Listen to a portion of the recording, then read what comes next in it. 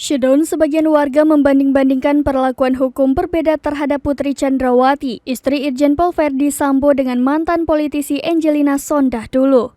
Pasalnya, Putri Chandrawati meski sudah ditetapkan sebagai salah satu tersangka pembunuhan berencana Brigadir Yosua Huta Barat, tetapi hingga kini tak ditahan. Salah satu alasannya karena Putri Chandrawati memiliki anak yang masih balita. Sedangkan Angelina Sondakh dulu yang tersangkut kasus perkara korupsi tetap ditahan meski saat itu ia juga memiliki anak balita. Di samping itu, Arman menilai kondisi kesehatan Putri Chandrawati juga tidak stabil.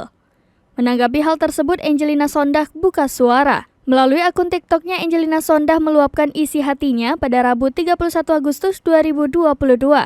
Sosok yang akrab disapa Angie itu mengaku kaget namanya dikaitkan dengan kasus Putri Chandrawati. Diakui Angie, dirinya merasa keberatan jika kasus yang pernah menimpanya dibanding-bandingkan dengan kasus lain. Pasalnya, bagi Angie kasus hukum yang membuat dirinya mendekam di penjara hingga 10 tahun tersebut amatlah pahit.